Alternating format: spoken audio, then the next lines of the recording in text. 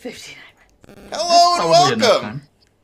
And this is why you stick to your original plan and don't try to improv something at the last goddamn minute. That's okay. And by So last minute, I mean 63 minutes late. Yeah.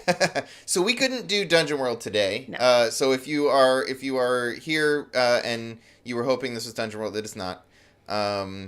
Instead of something better. Yeah, we're gonna hang out and talk about what is this? What are we talking about, Orestes? We're talking about Tenra Bansho 0. Woo! And, yeah, this is all Tappy's fault.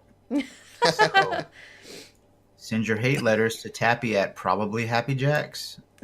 Probably Happy Jack. I really want that email address. Can we change our email address from pixelscandal.com to probably pixelscandal.com? Probably Pixel Scandal. Oh my I don't know God. if you can use a question mark in an email, but I'd like to find out. Yeah. Probably Pixel Scandal .com. Yeah. Yeah. I'm gonna go talk to Google about getting that in the. Yeah. That needs to become standardized. So yeah, we're gonna be doing character gen Excuse me. for Tenra Bansho 0, at least Yay. partial character gen. I wasn't actually prepared to do any of this so soon. I thought I had like another month or so, and I haven't run a game in about 10 years. So We- This What was is the last gonna be game you amazing. ran? last game I ran was a Doctor Who game. Mm-hmm. Long time ago. Doctor Who. It was like the official Doctor Who setting and everything. I saw the books and bought them because I was like, "Oh, this is neat." Ran one game and then I gave them to Gidget and Kurt and was like, "Hey, you guys like RPGs and you have other books. You should put these with your other books." Yeah. So they're over at then their we house did. somewhere. They are at our house. Actually, I found them recently because I had put them in a very safe place, which was under my bed. And I was cleaning. I was like, "Hey, the Doctor Who books." Yeah. So Yeah. so this is a Tenra Bansho 0. It's a kind of like a Japanese steampunk.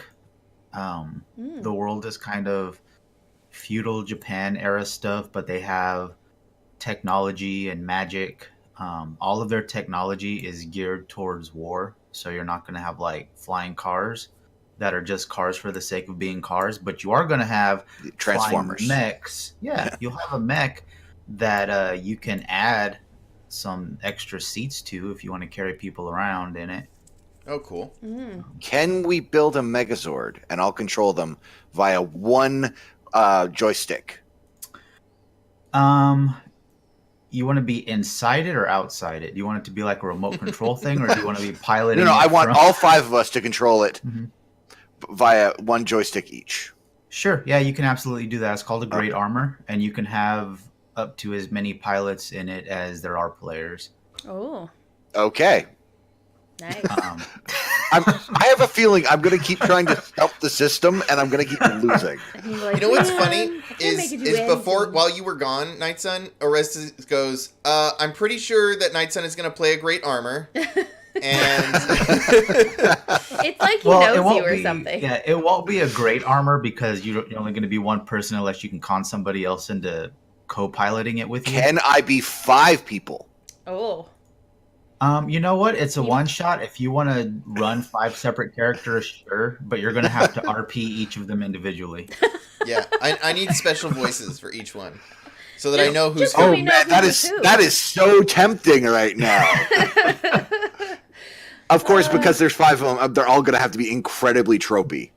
right. Yeah. No.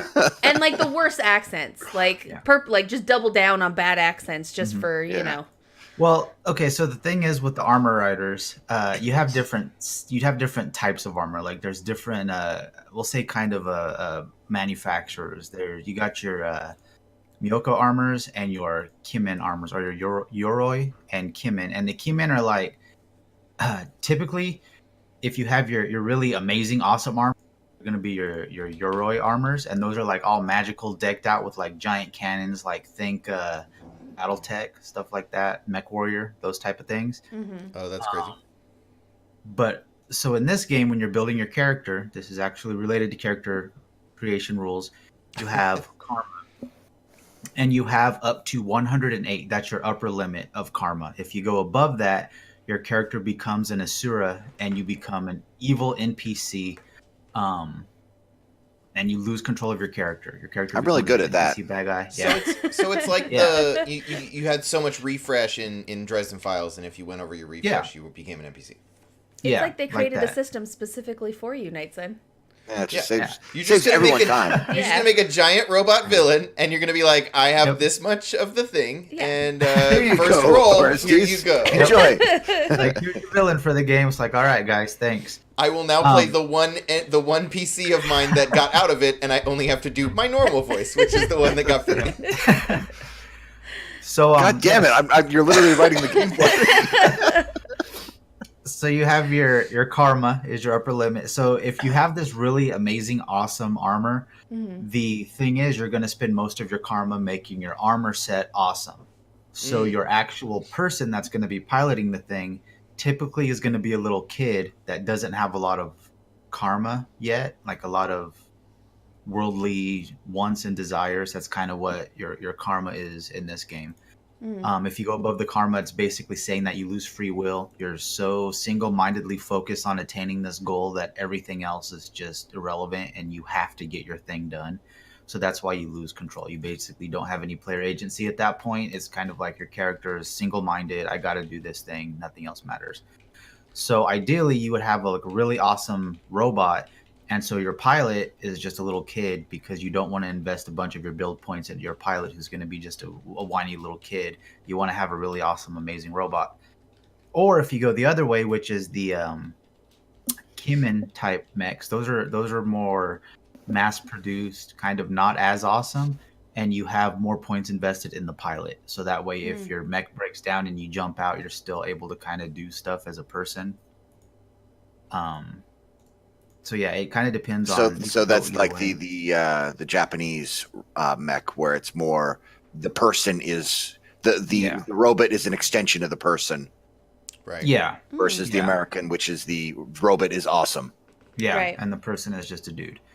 And then in that same kind of archetype of the armor riders, you could be a former armor rider, which is, you were a kid and you did have an armor suit when you were little, but then you kind of grew up and discovered the real world, and now you can't kind of bond with those robots anymore. So now you're super pissed off and you just want to go out and destroy them because either you're jealous that you don't get a robot anymore, or you think they're evil because typically the people who pilot them are little kids that are piloting them, because everything in this game is war based. You're piloting them for this evil kind of leader person who's like basically using you to murder his enemies and all this stuff. Child soldiers. So then you got could it. be like, Nice light yeah. topic. Yeah. So Nice you light could be topic. like, yeah. So you could just be like, I hate the robots. They're bad. Let's destroy them. And then you get abilities that are kind of focused on destroying giant robots. So yeah, but that's the armor type thing. Nice. So anyways, I put a couple files in the Discord there. One of them is the character sheet. One of them is the archetype list. So how character creation works, you want to open up that archetype list and kind of go through there. You have 108 points total. That's it forever, period. Suggested build levels are right around 60 to 90 at character creation. Because we're going to flux during Because- play, right? Yes. Yeah. So a big part of the game is karma management. So you never can go over 108. You can have as few invested in your character as you want. So a few of the things that you'll be using karma for in the game, like during combat, you can spend a karma to increase your dice pool by 1 dice. You can spend karma to increase the number of successes you get after you roll. You can spend karma.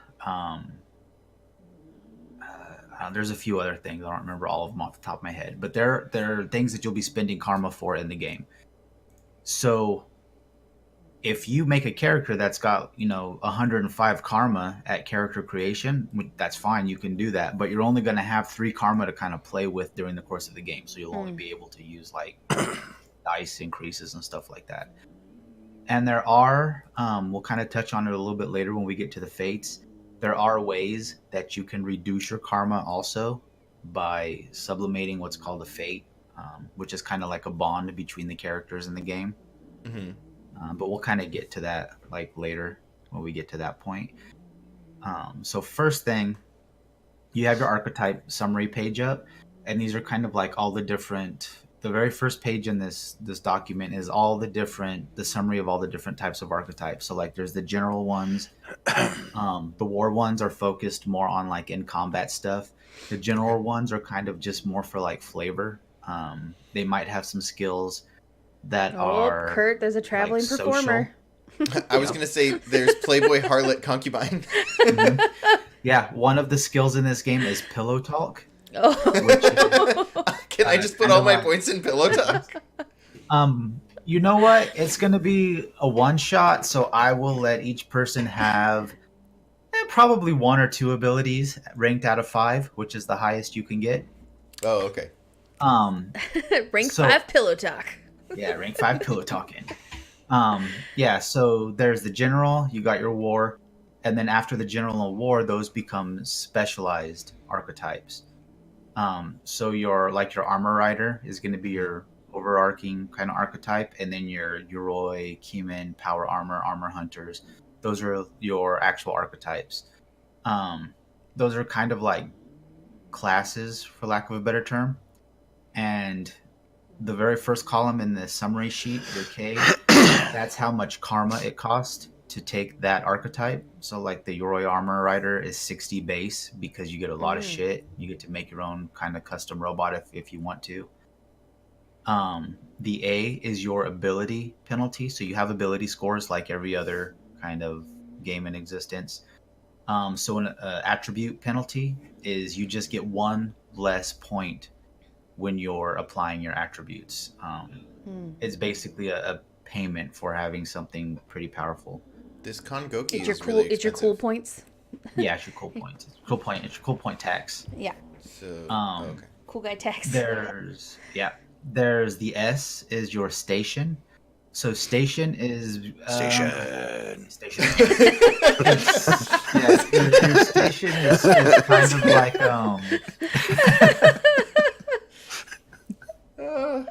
it's like your Station. position in the world. So like the higher or the more prestigious this thing is, the higher your station has to be in order for you to be able to have access to it. So it's just like, access in Shadowrun. Like if you want a police car, you have to have a certain level of access before you can buy it or get access to it or whatever. Mm-hmm. That's what your station is. So during character creation, if you choose to be a Yoroi armor rider and it has a station requirement of 8, you're going to have to put 8 into your station attribute in order to be able to take that. And then your E is your equip cost. The equip cost is really just if you're going to be creating a custom archetype. That's how much that would cost for the stuff that you get like in the packet.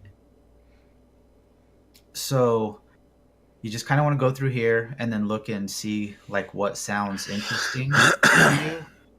Generally, people will take a specialty archetype as your main and then supplement it with a general or a war, stuff like that to kind of flesh out a little bit more about it. Yeah. So, like I said, you're welcome to use as much karma as you want. A good starting point is usually between 60 and 90, so you have a little bit to play with.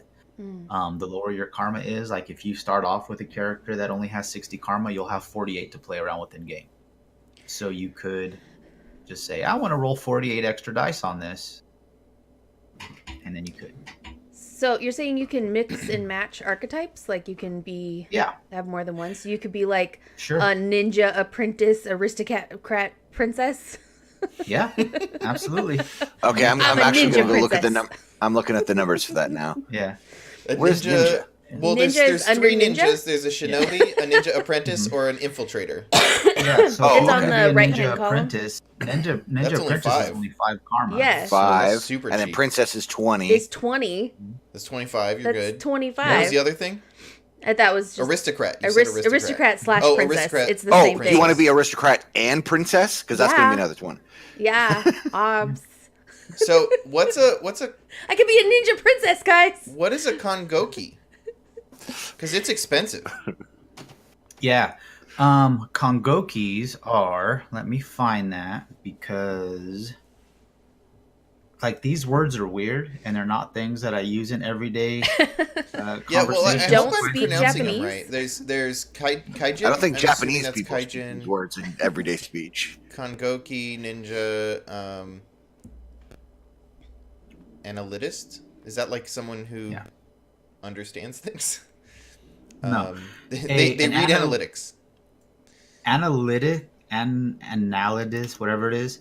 Uh-huh. Those guys, you have worms or parasites kind of embedded in your body Uh-oh. that are magical and have magic abilities and powers. And so you have an ability called Worm Charm that lets you basically diplomatize these magical worms into doing things for you, like casting spells. Wow. Yeah. Right. So a Kongoki is okay. So the armor riders, we have to kind of explain how the armor rider works before you can like understand what a Kongoki is. Sure. So the armor riders, you have what's called a Makio mirror, and your mirror is how you interface with your robot. So when you are a pilot in a robot in a Yoroi armor, if you go over the 108 karma, your body dies and your soul gets absorbed into this robot that basically has free will now. So there are spells that will allow, like there's a couple of Buddhist spells that you can reduce the karma in a robot. So if you reduce this wild rampaging karma's robot back down to 108, it basically spits out the body and goes dormant, but you're still dead. Like your character is still dead and your spirit is allowed to pass on. Mm-hmm. A Kongoki is basically a robot that has a soul. So yeah, you have you're basically so it's the just a brother badass from Full Metal robot. Alchemist. Kinda, yeah, sure, we'll go with that. Yeah, it could be Al. Yeah. So yeah, like one of the fate for the Kongoki is like whenever you get so many Aiki chits or so many of these basically bennies, we'll call them bennies because that's what everybody's familiar with. Yeah. You get a memory flashback of your life before your human before you absorbed its soul into your robot body. That's cool. Yeah, so like if you go to the specialist archetype section, the very first paragraph under each specialist archetype kind of tells you a little bit about it. So like the Kongoki, it just says like the memories of your previous life remain within your Makyo or the mirror. Memory is full of regret, sadness, and guilt. And this is the only class that's fate is ranked at 4 dots initially. So a fate is each one of these archetypes has a fate attached to it. And at character creation, you select 2. And a fate is how you basically earn karma points to spend. Okay. Like just because you have karma pool of 108 is your maximum, there's still a pool that you have to accrue that allows you to spend them. So if you have a character that's at 60, you don't just automatically have access to 48 karma. You still have to accrue the ability to spend karma, and that's how you do it with fates. Okay. All right. So there's a class in here called a punk. Well, it's not a class. There's a archetype in here called a punk. So I mean, obs. So I think I gotta go. What is this? Kabuki Mono. Yep. Starting cost is 15. So I'm gonna take that for sure. So where do I put these things in this sheet? Like where am I supposed to record this stuff? Is it under archetypes? Do I just put archetype Kabuki Mono? Yeah, so that'll be one of them, and then you'll want to put the cost next to it in karma also.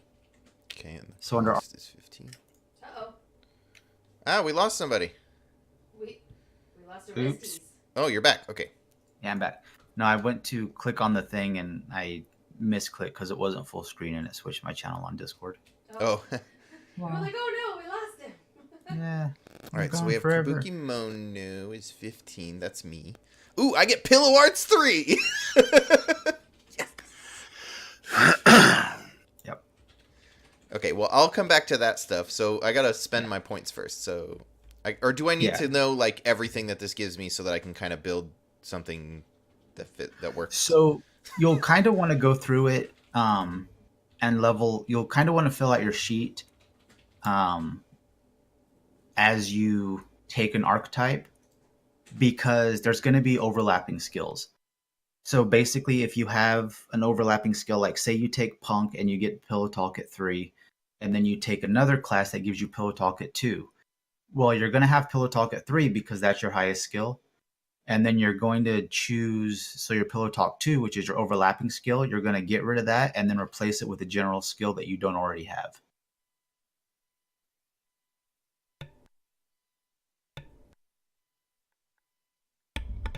Mine wasn't on. Oh, Sorry. my mic would not unmute. Okay, cool. So so I'm definitely gonna be a pillow talker. So I'm a punk, but that's only 15, and I can spend like 80 to 90 of these. 60 to 90 is your total. 60. Okay, Yeah. so I want to hit like somewhere around 60. So 60 is going to be a little bit low, so you're going to have access to a larger amount of karma in the game. So and that's how I just be a badass, right? Yeah. So can I be Yorai armor rider who was a former armor rider? Because that's 70. Who's a former armor rider? Yeah, it's 60 and 10. So like your goal. So your goal is to like hunt down your previous armor and kill the person who took it from you or something. Like I had a really badass mech, and then somebody jacked it, and so I took this other mech, and now I'm just hunting them down to get my good robot back. Man, the stories just write themselves. So I'm gonna go through. I'm curious what all these are. So I wish there was a list of like just the description, like just give me the box text of each one without all of the. This book definitely gives the impression of it came from the 90s before they understood how to actually format things properly. How to lay out. So like my punk one is you always wish to stand out and cannot bear being ignored. So like just play myself. Done. Easy peasy. Right. Thank God he made the joke.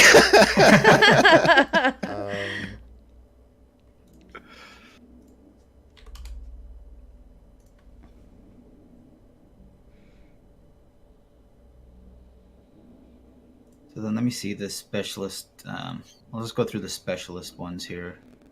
You guys know what they are. So the armor riders, you know what the armor riders are. The Onmyoji are... I think those are like the demon summoners. Like the magician kind of summoner, sorcerer type guys. You can kind of create a little demon or a little spirit that takes on kind of whatever form you want. There are a lot of rules for creating spirits. There's like tables you can roll on and stuff if you want them to be random. But you just make little spirits that kind of do stuff for you. It's kind of like the summoners in Shadowrun. Like you have your spirit of man or whatever, and they have abilities and skills. You see Onmyojutsu. So yeah, they're Taoist sorcerers called Onmyoji. They don't fly or throw bolts of fire. They summon creatures called Shiki or Shikigami to do the things for them. Yeah, so there's a bunch of rules. I have another PDF here if you decide you want to be a Onmyoji that gives you all the rules for creating your demons. So you have like these little paper strips that you kind of write basically the blueprints for the demons on, and then you infuse it with will and toss it out, and then this little demon kind of pops out and it has whatever kind of attributes you gave it. So you can build them specifically and choose what abilities you want them to have, and you have a certain amount of points that you can use to apply different skills to these little shiki that you create. Or if you're just kind of doing it like in the middle of combat and you don't want to take the time to specifically say, I need it to have this skill and this skill and this skill, you can just kind of randomly start rolling dice on a table. And when you randomly roll dice and you're doing it, that way, if you're generating a Shiki to do exactly what you want, you have a set of points, and you can only apply abilities up to this limit of points. If you're doing it on the fly and rolling off of a table, there's a chance you could say, like, I'm going to invest so much soul of your soul, which is basically your mana in this game. I'm going to invest, 20 points of soul into creating this demon, and you start rolling on the table. There's a chance, based on how you roll, that you could wind up with a demon that would normally require like 40 soul to cast, like super powerful. But you're only going to pay what you initially said, like, I'm going to invest this much. That's how much you pay, period. If you roll and get some really lucky rolls, you can wind up with like, a Baylor. And then it's like, well, okay, he's under your complete control for the rest of this combat. Congrats on your awesome rolls. You got super lucky, and now you have a demon that's just going to destroy everything. Nice. But also there are rules saying, like, if you roll double ones while you're building this demon, you immediately stop rolling and it goes wild and probably tries to eat you. So...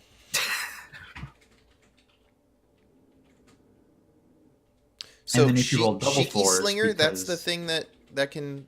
Is that So the... Go ahead. Yeah, so Shiki Slingers. So when you're on Myoji and you're creating these little demons, you usually just throw out one at a time. Shiki Slingers are basically like gunslingers, like cowboys. Like, you're kind of seen as like an outlaw, like a wild card. You basically just throw out demons willy nilly just to see what happens. Do do do do. That's awesome. Do. Yeah. So there are rules for permanent summoning if you really want to have like a permanent pet to kind of run around and help you, but that's going to require cutting the heart out from an Oni and wrapping it in case and making an engine out of it, and then binding your spirit to it. Oh, jeez. You said wrapping it in case, and my mind just filled in O. Wrap it Queso? in cheese. Yeah. You're gonna take the heart from a living being, dip it in, and then bind your spirit to it. It tracks. Mm-hmm. Yeah. Yep. That's how demon summoning works in my world. Yep. Got those cheese demons. They're the best. Nom. Yeah, so let me see if there's anything in here that specifically says what a Shiki Slinger is. But yeah, those guys are interesting. You just throw like a lot of little demons out.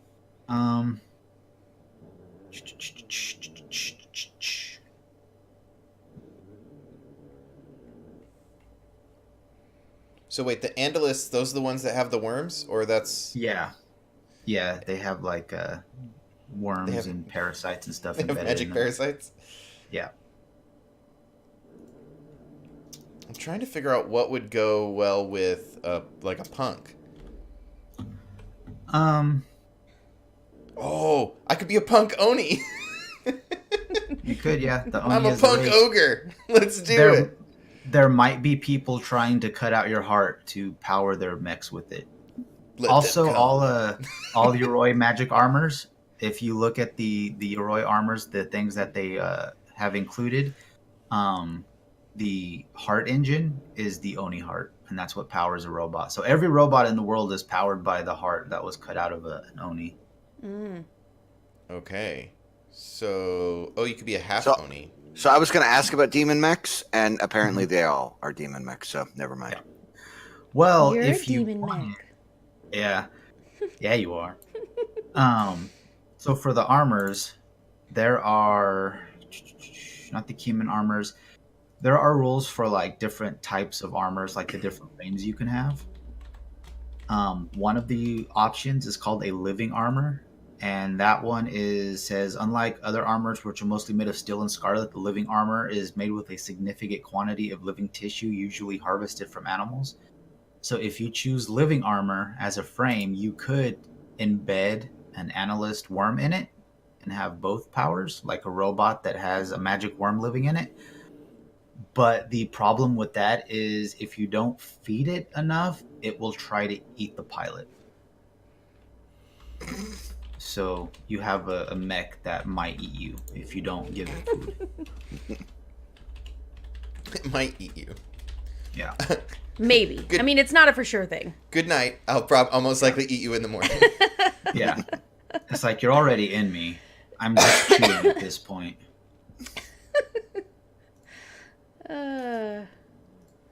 Yep. What's a kugutsu? Kugutsu is... Oh, are living dolls. Yeah. Raised over a long period of time to resemble humans, kugutsu are extremely valuable in Tenra, worth the price of fiefs and kingdoms. Yes. So your thing is you never want to let anybody know what you are because you are very valuable and people will try to sell you. Oh, okay. But they also have an ability called the Butterfly Dream, which is it's kind of like a soul gaze. If you lock somebody's eyes, you can trap them in their mind and make them basically believe whatever you want. In the Happy Jacks actual play, Kadave was a Kugutsu. And he trapped the main bad guy, which was a witch that had was basically just possessed by like a ton of the ghosts. Oh, okay. And so he threw her in the butterfly dream. You know, like you do. You just get possessed by a ghost. Like you do. Know, like you do. He threw her in the butterfly dream and spent 700 years making sure she could never sleep or eat or drink. And every time she would think that she was free of it, he would just kind of pop back in and be like, hey, what's going on? So then that all happens in an instant. So he released her, but in her mind, she had spent the last 1,700 years awake and going crazy, being driven insane. Oh, my. And so she immediately just flipped out and cowered down and started crying. The problem was, though, that Tappy was running this game. And you were supposed to kill the witch, and all of the spirits that were possessing her would have been freed, and they would have been like, oh yeah, that's cool, thanks for freeing us, you're awesome. But they also went insane because they were trapped inside her for 700 years also. Oh. And so when they killed her, all these spirits busted loose and just started ripping people in half. So yeah, that's a thing. Because the spirits had gone crazy. Yeah.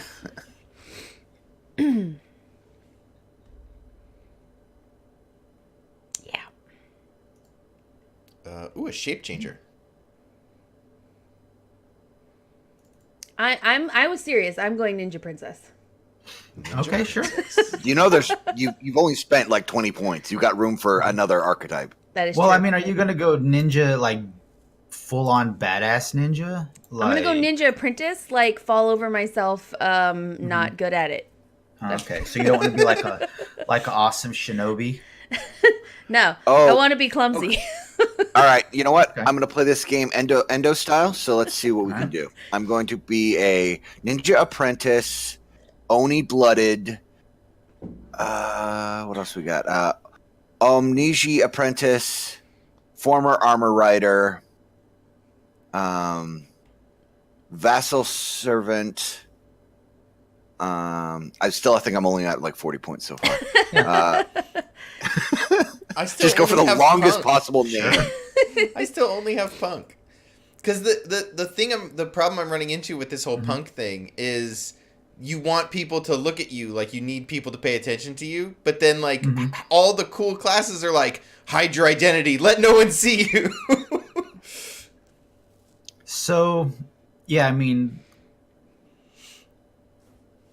like I could be a former armor rider. What do you get as a former armor rider? I'm not sure. Wow, it's only 10 points. But like the best place to hide is like right out in the open under people's nose. So like the Kugutsu runaways, you don't want anybody to know what you are, but you're still kind of there. You just don't tell anybody. Mm-hmm. And then if somebody finds out, they're like, I'm gonna sell you, and then you kill them. Yeah, you just or put them in the dream, put them in the butterfly dream, and Yeah. just be like, no, I'm not actually Kugutsu, and they're like, oh yeah, you're not. You're fake. So you're under not. war, there's a weapon collector. It doesn't say they use the weapon. It just says they collect the weapons. So they just have like a display case of weapons. I'm sure they steal you them can from other use people. some of them. They're just like, "Ooh, I'm gonna steal your weapon. Let's see what skills. You're not sure when it started to happen, but now every time you see a strong weapon or unique killing tool, you can't focus on anything other than getting your hands on it. You have many weapons already, but they are not enough. You need more. So you're not a weapon collector. It sounds like you're a Yeah. weapon addict. Yeah. Can I ask a question? Why does my my sword have a rate of fire? Because it is a gem blade sword, right? Yeah. So it's kind of like it's kind of like a gun blade from Final Fantasy, where you pull the trigger to do more damage. Oh, okay. So that's how many times you can pull the trigger. That's how many extra. That's how many bullets. times you can activate the gem blade and do your Yeah. You thing. can rev it up. Oh, it Yeah. has ammo 12. Yeah. Oh yeah. Okay. I'm definitely going weapon collector. I've got to have Okay. Okay. all the Sure. cool weapons. So your weapon collector comes with skills information at 3. So yeah, you don't actually have any ability to use the weapon. You just have a whole bunch of weapons. Yep. Yep. What? So what makes Wow. me better? Yeah. at Weapon shooting- collector is literally just you take this archetype to have all the weapons. Yeah. Yep. What? Okay. Does a ninja apprentice give me any weapon skill? Ninja sword damage +3. This is hilarious. Skills. I'm super excited about this. Ninjutsu. Wait, are you serious? Ninjutsu. They have Full power. classes called Kimin Koguki, but they say ninja sword. Ninja sword?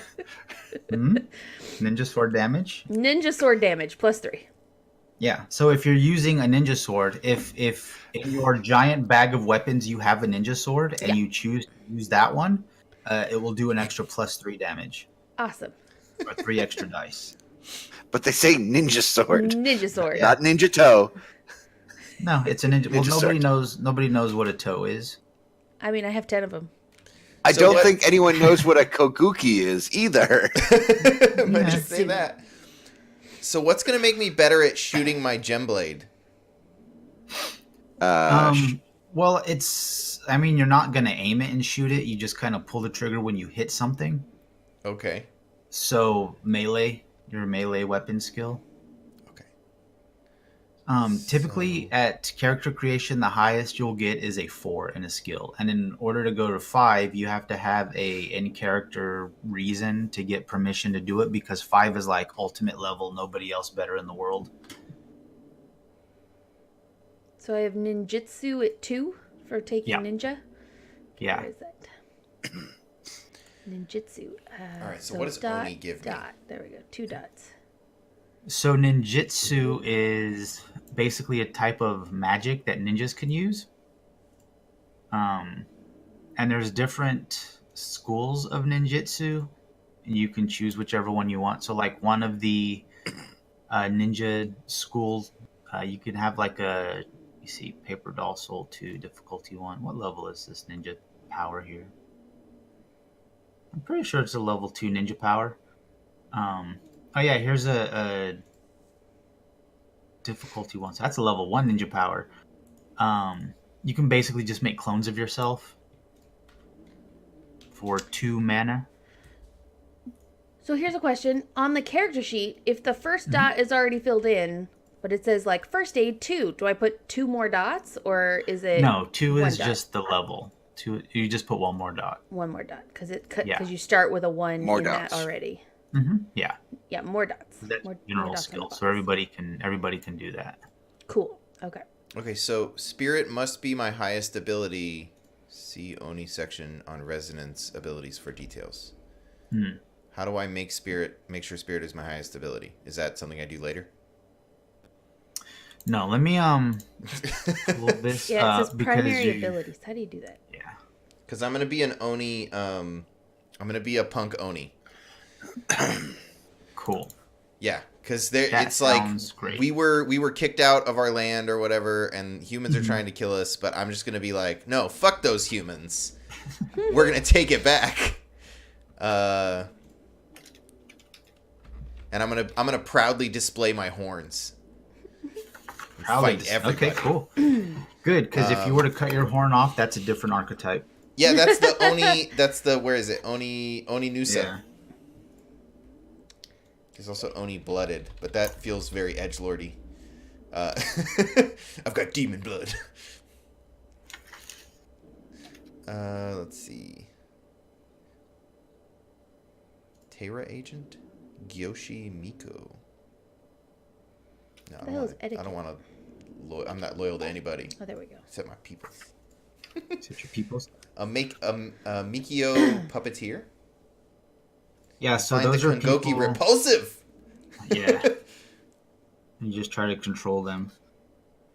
All right, so let me see here. So what's Attribute Oni's turn? cost. So at character creation, you'll start with 40 attribute points to split between all of your like body, agility, senses, knowledge, spirit, empathy, station. How much? 40. 40. I'm sorry. You take one more step back. What? You get 40 attribute points at the beginning of the game.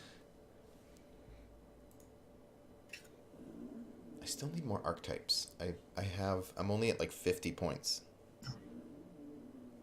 So you have 40 points to spread amongst your 7 attributes. Make sure you take into account any costs that your character archetypes have or attribute points which you traded in for skills. So you can trade attribute points in for skills also. Okay. But if you choose an archetype that has a penalty or an attribute cost, that comes out of your 40. So if you have, Oh, yeah, because it says attribute penalty on the... Yeah. Oh, yeah, so like my punk, my Kabuki Mono is 1 attribute, 5 station, and 12 equip. Okay, so then you would have 39 attribute points, and at least 5 of those would have to be in station. Oh, okay. And then what's the equip thing? Equip is if you're going to make a custom archetype and you wanted to include that stuff, that's how many karma it would cost to build that custom archetype, to increase that stuff. I got you. Okay. So I have to put. Why is the equip cost half the karma cost then? Because the equip cost only gives you certain things. It doesn't give you like any of the equipment that the stuff comes with. It just gives you like the abilities and the skills. Did I miss you say what primary attribute means? Because it says primary attribute, spirit, and station. So do I have to put like a required... Your primary attribute is typically what you're going, like what your abilities using that archetype are going to be using. Okay. So you will want those to be your primary. Mm-hmm. You can put them as high as you want, but typically they would recommend like at least a 6 in those. Okay. So the way dice rolls work in this game is you're going to roll 2d6. Well, not really 2d6, sorry. You're going to create a pool. Your pool is going to be your attribute.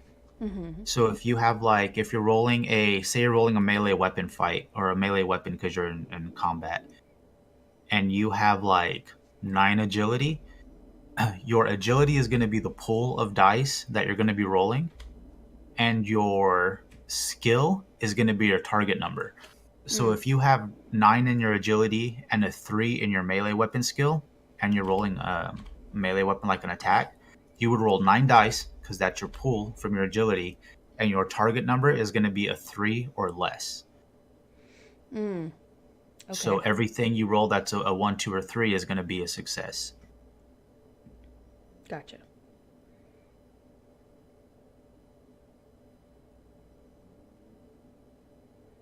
The lowest you can have in an attribute is 1, and the highest is a 10. This around a 3 or higher for each one is kind of recommended. Just so that way you could always have at least 3 dice in a dice pool and have a chance to get at least 1 success.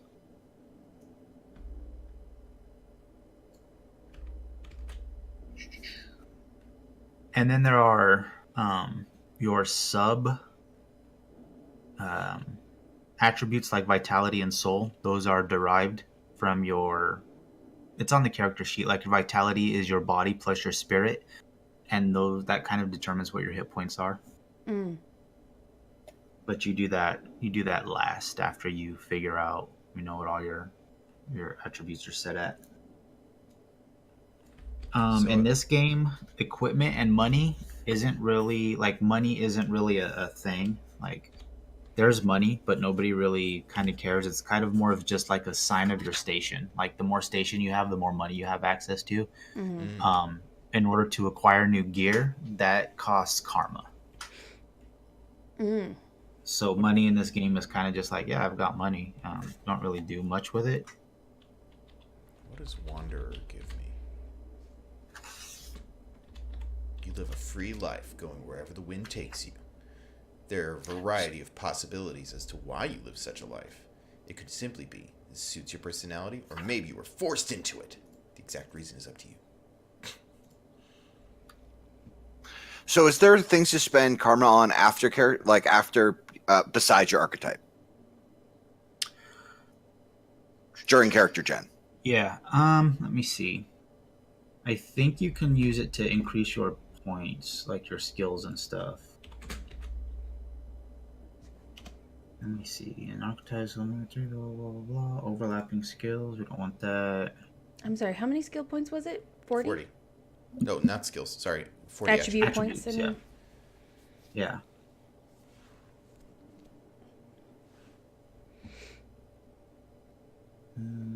So, for the attribute points, you just literally put a number there? Yeah, you just write in the first one. There's like on body. There's the 2 boxes. Yeah. The first one is where you put your number in, like the points you're going to spend. Depending on your archetypes that you choose, you might have the ability to pump those up. And then that's where you would put your second number in the second box. Oh, so when it says like... Or like if you're an armor rider, you would put your character's attributes in the first box and your armor's attributes in the second box. Stuff like that. Gotcha.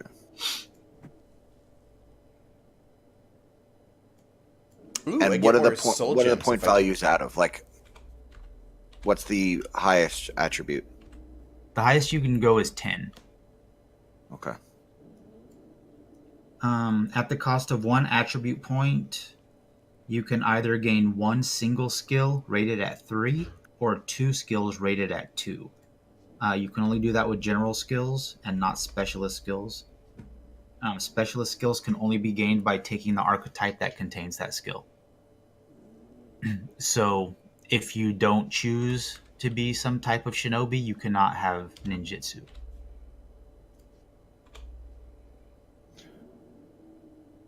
So the character creation in this is weird because it's like you wanna put your attributes down, but you probably don't want to pick your skills until after you pick all your archetypes because your archetypes are going to give you a bunch of skills. But then if you put all your attributes down, you might need to move some stuff around. Like if you would rather have a skill, you might need to take points out of your attributes to pay for skills. So. All right. So far, I'm at 65 points for my archetypes. I've got Kabukimono, Oni, and Soul Gem Rifleman. All right. Does that does the Soul Gem Rifleman work with my Gem Blade? Like, does that go together? I think Soul Gem Riflemen are like snipers that use Gem Blade or gemstones rifles. Because it gives me more gemstones. Because I get like 25 extra gemstones. Yeah, well, I mean, the bullets are interchangeable. So you can use those on your sword if you want. Or you could use the ones that come with your sword on your rifle. Okay. Equipment, 25 additional soul gems. Oh, so you're taking that literally just for soul gems? Well, not just that, but like it... I don't know, it adds... Oh, you do have a rifle. Okay, yeah. Marksman 3, Notice 2. Okay. Yeah, because then I've got some range skill and I can fight up close, right? With sure. What's the... Let's see, do I get arts? So I don't even get like a combat skill for the Kabukimono, right? I have the Soul Gem Blade, but either. I can't use it. That's your punk, right? Yeah. Because I get pillow arts and perform. So what's the trade? Like if you trade an attribute point for skill, like is it 1-to-1 or is it like one attribute point for several skill points? Like what's the trade? Yeah. Okay. Real quick, yeah, Kurt, your Kabuki Mono does not come with any combat skills, so you would get a weapon, but you wouldn't be able to use it very well. Okay, so maybe I'll do Unless you something spent other extra than the. points. Yeah. Yeah, So you maybe would I'll do want to take something other than the that. rifleman so Yeah. that I can actually Okay, swing that so sword. for your Sure. attribute points, you have your 40 attribute points. You can take 1 point and convert it to skills. So you can either learn, for 1 attribute point, you could either learn any 1 basic skill at 3 dots Mm. or any 2 general skills at 2 dots. Oh, okay. What's a general skill? Anything that already has 1 dot in it. Oh, okay. So you can Okay. learn 2 general skills, you said? For 1 point? Yes. Okay. Yeah, at a rank 2. Yeah, so you could just put 1 dot into 2 skills Mm-hmm. that already have 1 dot in them. So, do I need combat skills? If you plan on fighting, what are your archetypes? Robot. Oh, Robot has. Yeah, dude, Roar. Robot. Here, I'm going to do this. Since we know that Night Sun is playing a Robot, and we know that Night Sun likes doing things, here, you can have that PDF that's got all the rules for building armors. Robot building. And we're done. Yeah, so you know what? Because you like customization, I'll give you this too. So that is the second one, Kijin and Mechanica. Those are if you're going to play a robot. So there are characters in this game that are like cyborgs, basically. If you're building a robot and you have equipment slots for, like, you have a head slot, and once you equip your helmet on there, your head has 2 equipment slots attached to it. You can either use armor equipment or you can use Mechanica equipment in those slots. And each Gotcha. one, if you're going to build a custom mech, that's going to have different costs. Because some custom mech parts have their own separate attribute costs. Okay. Some of them have additional karma requirements. It kind of just depends how crazy you want to go with it and how specialized you want your mech suit to be.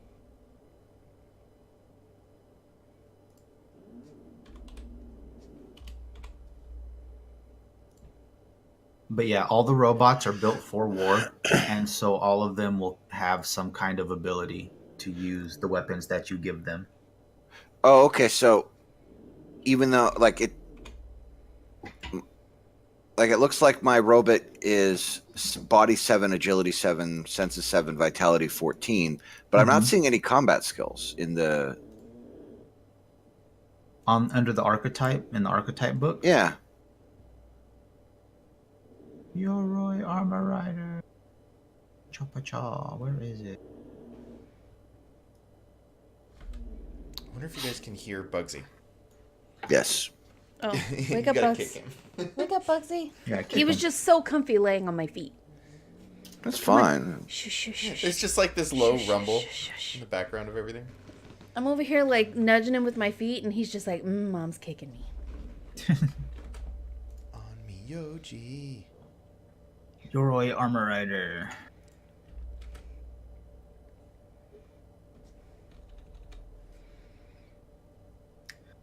Okay, let me see. Got your Gem Blade Katana. What are soul gems again? Bullets They're like bullets. or energy. Ammo. Yeah. Mm. Oh man, Fallen Samurai is 70. But how much does it cost to stand back up? I don't know. It's free. It costs half your movement. Oh, okay. A Fallen Monk is only 10 though. And you get Buddhist magic. Mm-hmm. The goal is to revel in danger. Oh, actually, I like that. But it still doesn't give me any... That's what it was. If you're in a mech, all of your abilities are based off your interface skill. So if you're a mech rider, you want to have interface as high as possible. I come with 4.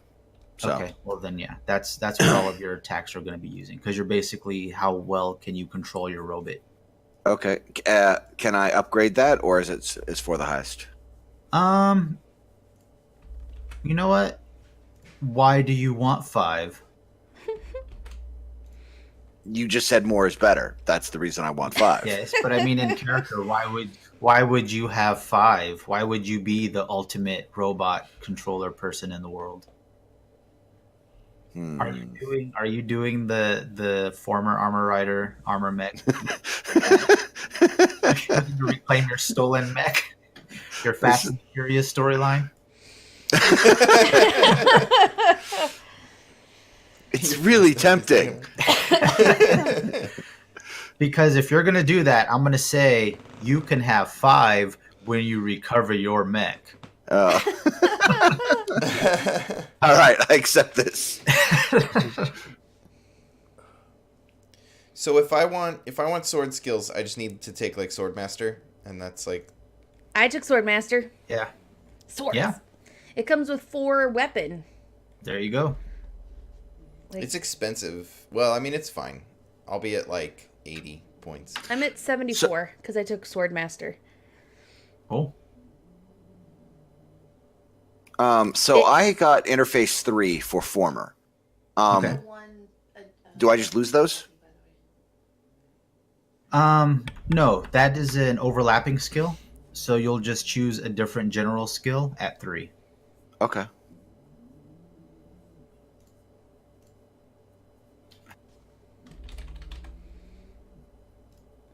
Does this give me a new sword? So I'm just Yeah. gonna be carrying around all these swords. Oh, I get 15 additional Sure. soul Dude, gems. I'm though. a weapons collector. I have Jesus, so many swords. A He's master. got a ton of weapons. Oh, this is a better sword. This is a better sword than the sword I normally get. Yeah, it's pretty biatty ass. If you want to be an armor hunter, you'll get one of the best swords in the game, the Zact 8. Hello and welcome, Buddha Day. Sure. Heyo. What? Oh, I don't have Twitch open. Did someone say hi? Yeah. Yeah. They said hello.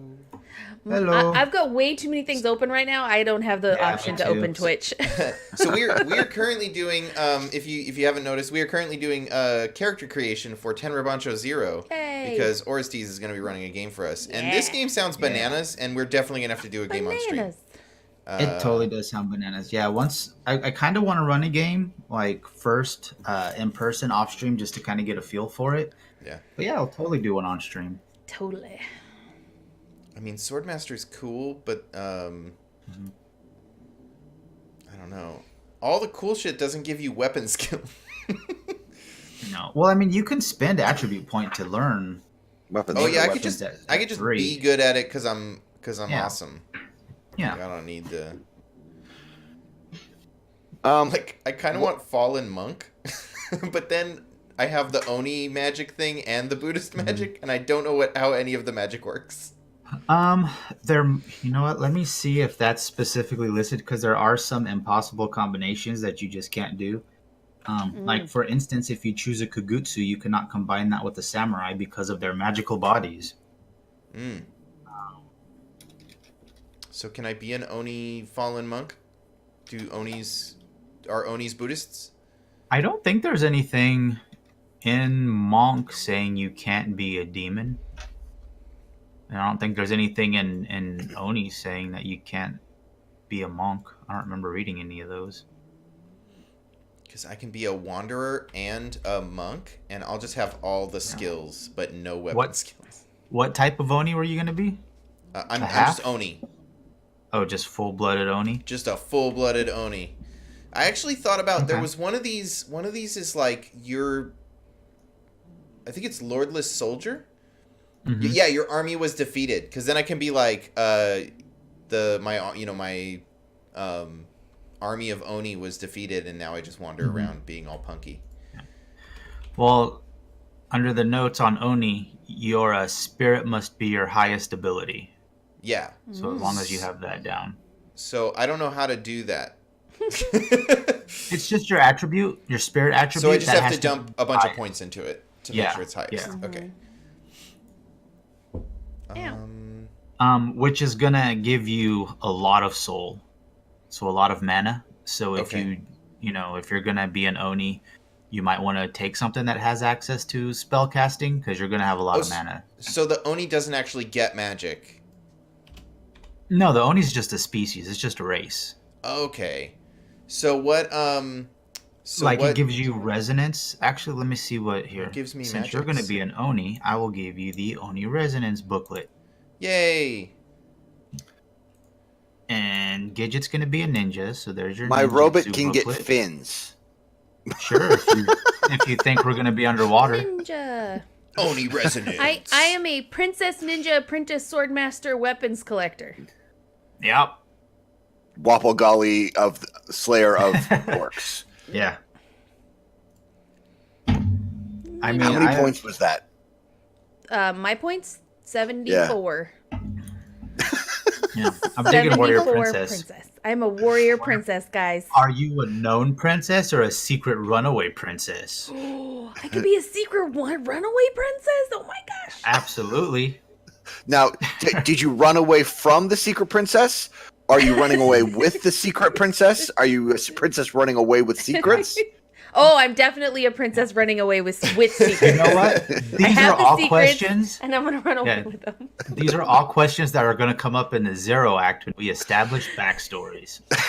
So do I have to buy these Oni things now, or is this like these are just the spells I have access to because I'm an Oni? So the Oni resonance, it requires a heart gem to sense and manipulate this power. Okay, so Oni, half Oni can understand Terai.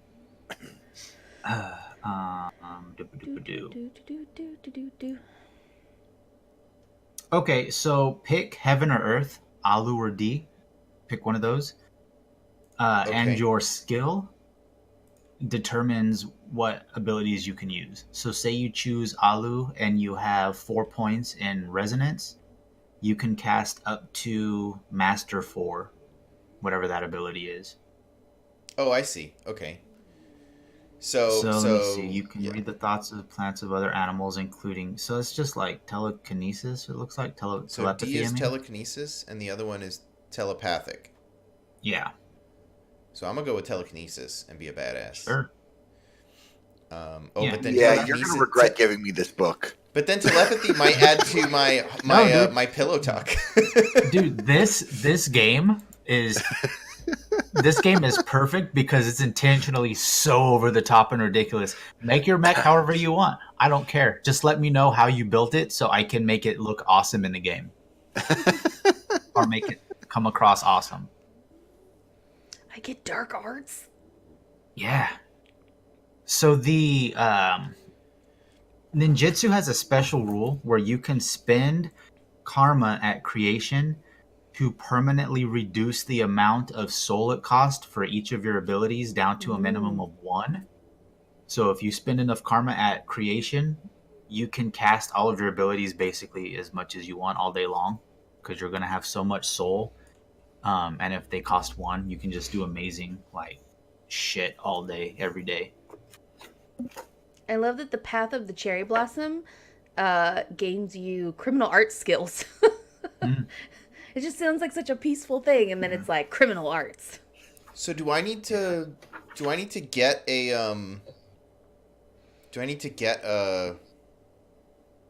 what is that called? A heart? A heart? No, gem? you have one. No, dude. Yeah, you're it's an in your Oni. chest. Yeah, you're Oh, an it's Oni. just You me. were born with it. Okay. Yeah. Like, Yeah, you need to get one. You already Yeah. You better not lose it. yeah. I also have a Like- Lazdigo. There's gonna be. It's just an Oni medallion, Yeah. showing that you're an Oni. Yeah. There's gonna be at some point in the there's gonna be people approaching you saying like, "Hey, when you die, do you want to donate your body to science? Like, can we have your heart when you die? If you're, can we kill you and take your heart while it's still fresh? Because like we need that engine." Right. And I think I'm gonna murder those people. Cool. So I better get good Okay. at murdering. I'm sad that nobody's going analytics because they have cool stuff like mouth creepers. do you realize there's still 3 more players coming? I know, Yeah, we're not that's the true. only players. Yeah, this is Yeah. And also keep in mind that we've locked it. Well, I guess Kurt went and locked out a character class for that, but Yeah, two character concepts are already taken. So if they want to be original, there's only a finite amount of other options. Well, what we're taking. Well, Mech Ninja Pilot Princess. and I I'm a guess princess. Ninja. Yeah, Ninja's already taken. I'm a princess, So yeah, the guys. If you want to be a three ninja princess, Princess is taken. Well, No one else can be a princess. Yeah, but you could still be okay, nice. Are you going full on like Pacific Rim mech, like Gundam style, just like you're a pilot in a gigantic robot? Because you can have a robot that's like 100 feet tall. You're not going to be able to use it in town. Like you're going to have to leave it outside of town because they just won't let you stomp around town in a 100-foot tall robot. Why not? If you're a 100-foot tall mech, they don't get a vote. is there a shrink spell? Well, oh, maybe I haven't read. Because I will take spellcasting so I can shrink you and you can be my pocket mech, and then you can come into town at normal size, and then I'll just stop the spell. Could I be a mech inside a mech, like Russian stacking dolls? Like Russian stacking dolls. Ninjas have a technique called ninja duplication technique, where you make a paper doll and make an extra set of yourself Awesome. Yeah. with a paper doll. Go do my laundry. I don't want to. You know what, Nightsa? I will allow that, but you only have one pull of karma. So if you want to make two robots and make one of them a giant robot that has the extra feature of storage space, like a storage compartment, and you want to spend some of your karma on that, sure, you can absolutely have another little mech that rides inside the big mech. Oh, man, there's so many I will be a child in a mech in a mech. in a mech. Yes, you can Mech absolutely do that. inception. You have 108 karma. Don't spend it all in one place. So it looks like the default suit is 35 karma, the Prowling Lion. Okay. Does that mean that I have 35 points of customization without changing the cost of my archetype? Sure. Yeah, you get 35 free. We'll go with that. Is that a mecha in your pocket, or are you a secret princess? A very secret princess. Secret Or a princess. princess with secrets. That's awesome. I feel like I'm gonna need some time to like read this whole ninjutsu rule thing to make up my mind on Sure. what things I'm gonna take. Like, God, I want there's too all much these pressure things. to pick it all right now. No, you don't have to pick all of it right now. There's so The only many. thing we're doing right now is like if making a D, I wouldn't expect you to have your entire spell book filled up right now. Yeah, like I can't. There's just so many options. So who gets spells? Like, since I'm gonna have all this spirit, what should I take to get spells? Ninjutsu. Because I've got. Well, don't you have quite a Oni bit of spells? points The to resonance? Those take your mana, but those are like really limited. They're not like full on spells. They're kind of like cantrips. That's they like don't racials, really do right? anything It's like super Hellish cool. Rebuke. Yeah. Yeah. So on Myoji, I mean even Samurai, but Samurai is kind of expensive. I don't know if you'd be able to fit I Samurai don't think I in can there. afford Samurai right now. Monks do magic. Monks do like support magic, like you can do healing with Buddhist magic. Okay. Ninjas do ninjutsu. Agents like the Meikyo puppeteers, they do magic. So the Onmyoji, they're like the sorcerers, right? Yeah, they're the ones that summon the demons, summon the little spirits. Oh, Shiki Slinger. Yeah. That's right. So I could be a Shiki Slinger punk. It's just throwing out You could. demons. It's demon time. Come and get your demons. So Let me see. So Let me there's a find weird the- like typo or like kerning issue on one of these spells. So I read it Okay. as ball of like just th space under. And I was like ball of ball of the under. the under, and I was like, why is there a weird space? Oh, it's supposed to be ball of thunder, but there's a weird space between the th and under. And I was like, what If are you want to cast ball of the under and give it a cool description, Yeah. you It's can like do ball that. of It'll- thunder, except you throw it underhand instead of underhand, overhand. like a softball It's log, slow Yeah. pitch. Yeah, it's a Yeah, it's slow like- pitch. Johnny Cage style. Yeah. Sure. It's the difference between ball of thunder and ball of the under. Where did Shiki Slinger go? I wanted to read that. Shikis always obey. Oh no, guys, They don't I'm have out of their own coffee. little- Yeah, I've been considering a coffee run. Yeah. Yeah, I think I might do that. I'll be right back. Boop. I think so. I'm either gonna go Fallen Monk, and then probably something that gives me some weapon skill, Okay. or So- the Shiki Slinger. Oh, I found it. Yeah, Shiki so- Slingers. Yes, Shiki Slinger. When bringing life to the summoner, work as fast as they can. Always requires time. Okay. You have no patience for the Taoist sorcerers of old. It's the so-called artists who use the power of Shiki, as in the old days, without purpose or growth. You look upon them with scorn and contempt. Hmm? Shiki Slingers is the nickname given to those who study onmyoji as a pure science. They enhance their practice with the abacus and Kimenkyo? In order to Kimenkyo, cast quickly and to understand more of the practice of summoning. See the onmyoji rules section for more details. Please have a copy of the rules handy for instant casting. Yeah. Oh, good. More rules to memorize. I'm gonna sling all the Shikis. Oh man. So this costs 20. Mm-hmm. So, but it gives me onmyoji or onmyojutsu 3. What's my fate? Emotion, hostility towards classical onmyoji. Oh well, that fits with being a punk. And don't onmyoji want to turn my body into spell powers? Because Anybody who can use a heart engine Okay. would potentially like to have your heart. Yeah, fuck those guys. Kimenkyo calculation device and an abacus. Yep. So it gives me some And soul it's- gems and Shiki strips. What are Shiki And strips? Is that like a It's the scroll, little like a spell thing? It's the little slip of paper that you draw the blueprints for your Shiki on. It's basically it's a blueprint. Like you need each one of those represents one Shiki that you can So summon. I'm a scroll maker is basically like if it was D&D, like I'd be an artificer where I'm just making like I already precast. It's all in the scroll. I just got to poof and now I have my thing. Yeah, but if you're a slinger, you kind of draw them in the middle of combat, fly, and just start whipping paper at people. Oh, nice. Ooh, break the illusion. Oh, you want to get me one too? Yeah. I'll get mine. No, I'll get yours. Oh, yay. You want to grab one for me too?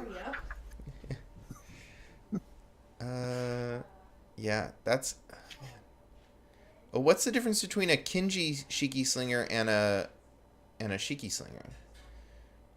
The Kinji You Shiki studied slinger? the classics. You've served on the battlefield as a summoner. Now many of your elders refer to you as that guy who only knows how to sling Shiki.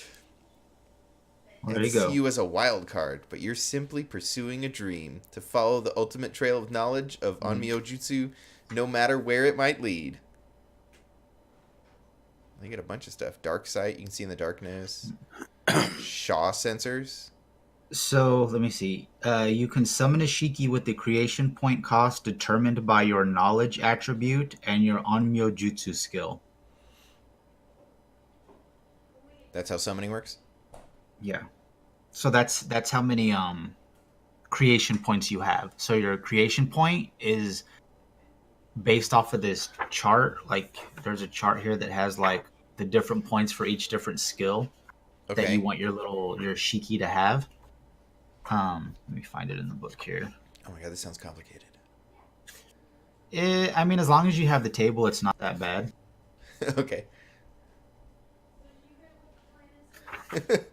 And then in the book, it's got like a bunch of like tables of pre-gen Shikis. Oh, cool. So like there's an infiltrator Shiki, costs 23 creation points. Soul costs 12, so that's how much mana it would cost. It's got a 3 in its poisoning skill. It can shape change. It has a 4 in all attributes, a 2 in all skills, 4 vitality, and sense link, so you can deliver spells through it, kind of. Oh, okay. There's nightmare Shikis that can fly and have gaseous forms and phantasm. But like here's your Shiki power chart. So you'll use this chart here, Oh, 90s or you games. can roll on it.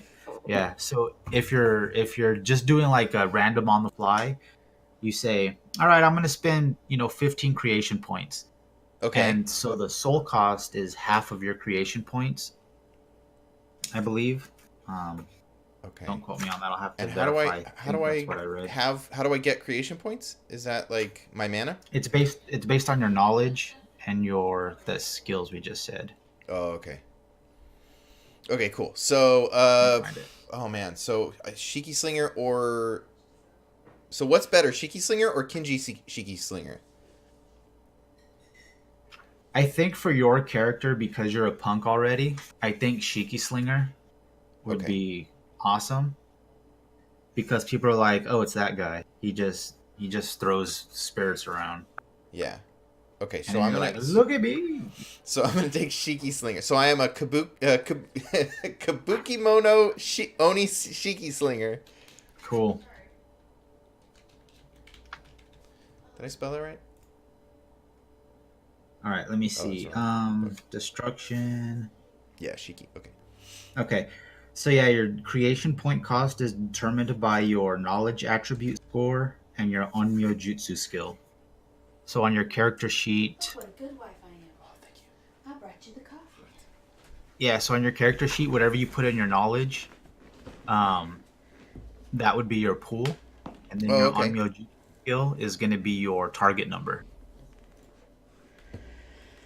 Okay. Well, let me figure out. So now I guess I got to check and see if I have any requirements that the Shiki Slinger adds. Okay, so Shiki Slinger. Oh, no attribute or station requirements. mhm. So if summoner with the Onmyo Jutsu skill of 4 has 3 times your knowledge score in creation points. So if you have a 7 in knowledge and a 4 Onmyo Jutsu, you have 21 creation points to spend on building your little demon. Okay, so I guess I should start writing down the skills that I get for my archetypes, You right? didn't do Yeah, that Just start yet? adding just those. put those on your sheet. Okay, so You hadn't done that yet? I the already did that. punk gets Pillow Arts 3 and Perform 2. Where do skills go? Oh, that's these. Okay, so where's Pillow Arts? Yeah. There's little pips for it. Pillow Arts. Pillow Arts is under empathy, which is going to be your highest because you're an Oni. So you're a really seductive demon. Yeah. Get in here. I'm gonna sling some Shiki. All right. So I got Pillow Arts and what did I say? Perform 2. And then, so that's that one. Primary attributes say Spirit and Station, and I have a Station requirement of 5. So Okay. does that mean I write 5 in the top in Station here to make sure that Yep. that's my minimum, Yep. and then Spirit and so what does primary mean? Does that matter at all or? Primary, those are the attributes that class, that archetype's abilities will primarily be using. So it's just Okay. So it's recommended just like that a you have guide. points in that. Yeah. Okay. And Spirit has to be my highest. So, Buddhist magic is under Spirit. So Resonance is under Spirit. Buddhist magic is under Spirit. But then what was the other one that I used for the summoning for the Shiki? Knowledge. Onmyo Jutsu is So knowledge. that might not actually be the best way to go because it's like splitting. Because then I got to put more points. Well, I guess I only need Well, you have 40 points to spend. 39 because I lose one. Well, okay.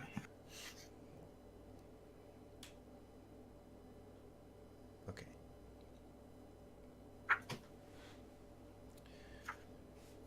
And I have to have 5 in Station. So what's Shinto?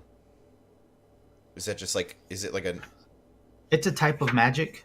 Shinto are which guys are Shinto? Are the monks Shinto or the monks Buddhist? I think the monks are Buddhist. So when you put points in Station though, is this like your reputation with those people, like strategy, etiquette, Shinto, art of rule?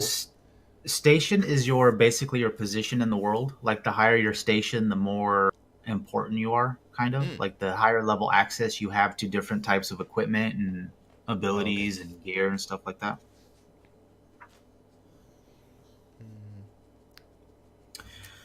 Or are the Kongoki Shinto? Let's do that. No, Yeah. the Kongoki are robots. Okay, so that's that. And then I need to put in my Shiki Slinger. Shiki Slinger.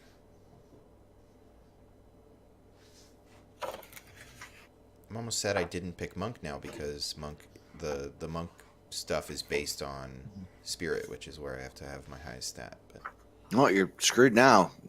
well, no, I mean, Playing in 5 minutes. Yep. No. You're stuck. I'm just curious, like, if it's what's better. The Shiki Slinger sounds fun though.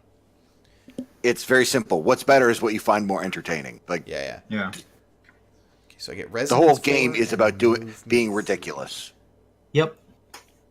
So when the game is actually playing, basically, so far we've only talked about like character creation. We haven't actually talked about anything concerning like playing the game itself. So this game is kind of weird because you want to split the party like as much as possible because every scene is going to be between certain players.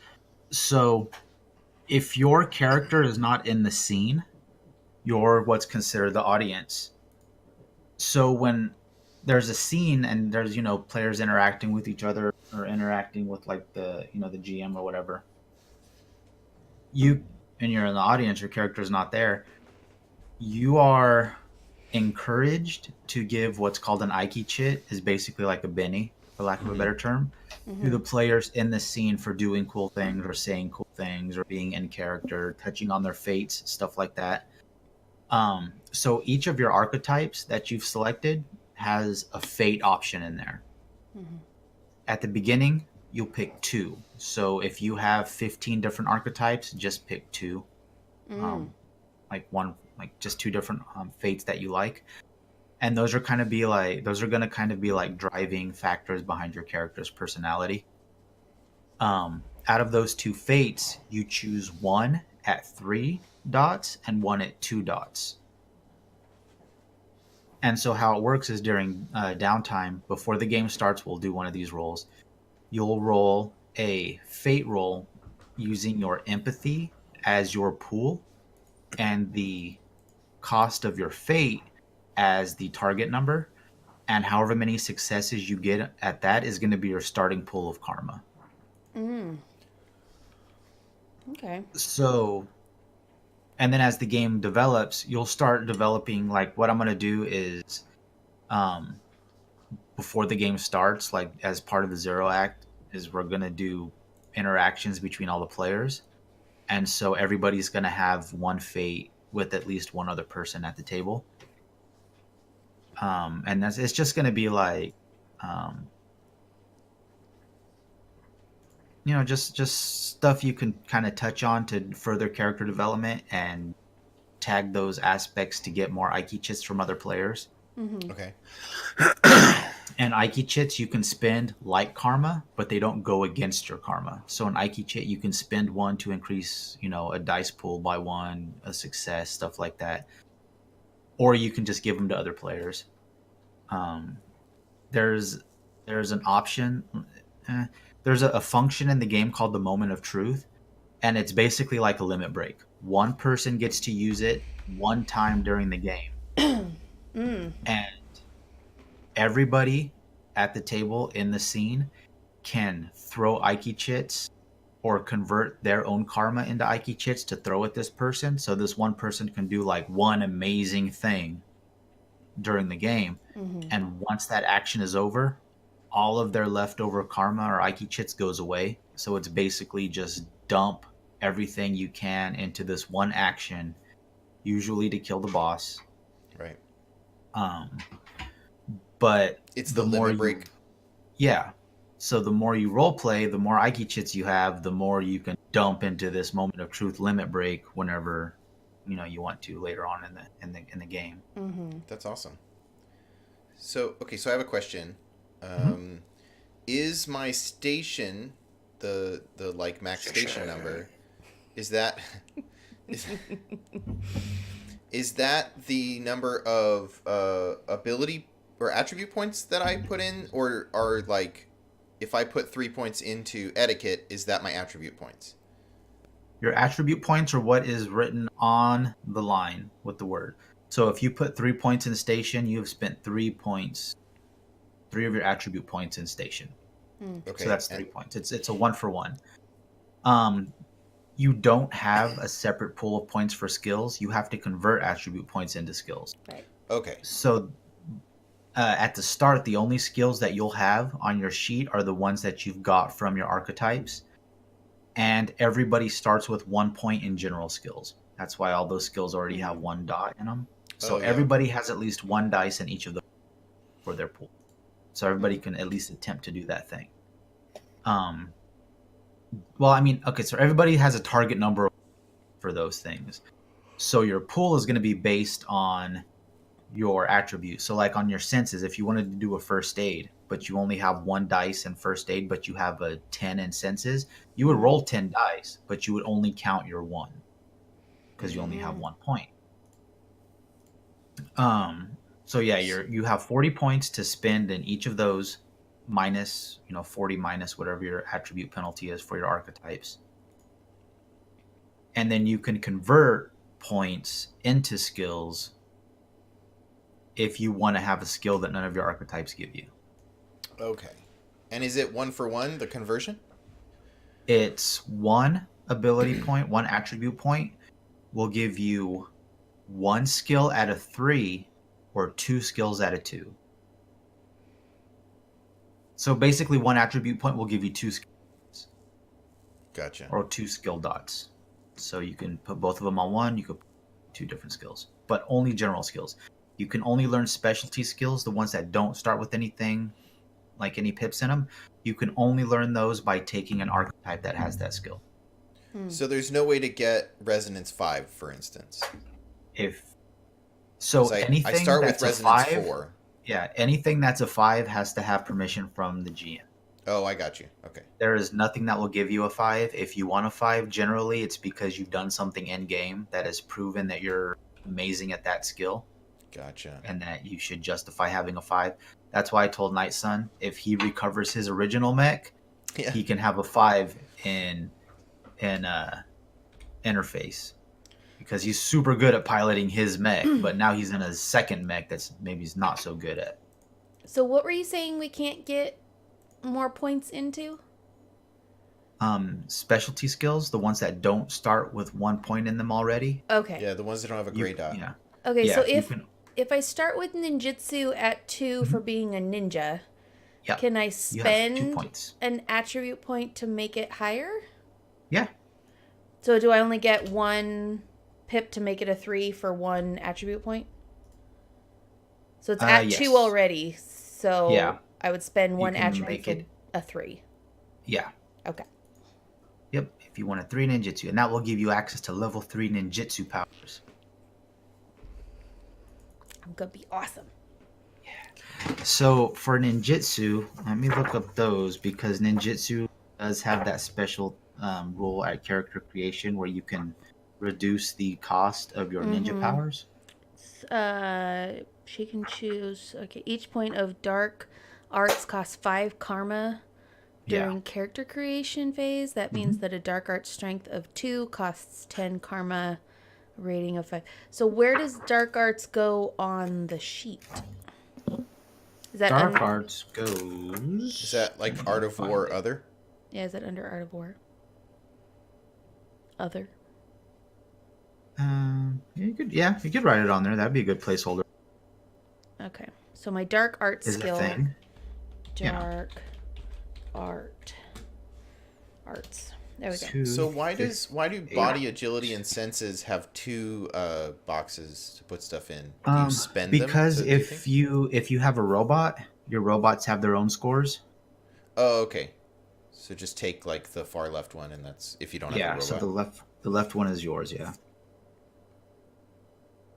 Okay, the strength of the dark arts is equal to the number of soul points that are reduced when a ninjutsu technique is used, down to a minimum of 1 soul per technique. Yes. I have no idea what that means.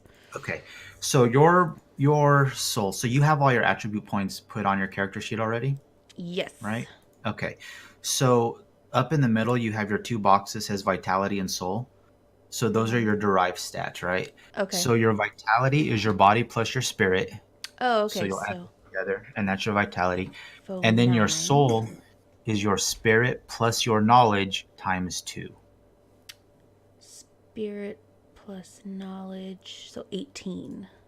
Okay, so times 2. So Well, 36. I mean, times 2 is 18 because it's Oh, 9. that's 18. Okay, so it's It's 9. 9. So it's 18. Sure. So you have 18 mana, 18 soul, basically. Okay. So, like, if you look at your ball of thunder, right? Mm-hmm. And then it says soul 3, that Mhm. costs you 3 mana to cast that ability. Okay. And it's a difficulty 1, so you have to have at least 1 in ninjutsu to be able to cast it. Okay. So if you have 2 points in dark arts, it will permanently reduce the soul cost of all of your ninja abilities by whatever your rank in dark arts is. Oh. So if you have 2 points in dark arts, now your soul cost is only 1. Gotcha. So you like, can cast if Ball of the Under 18 times. So if I spend 20 karma, what's our max karma that we're allowed to spend at character? 108. Oh, I'm not near that. Okay. So if I spent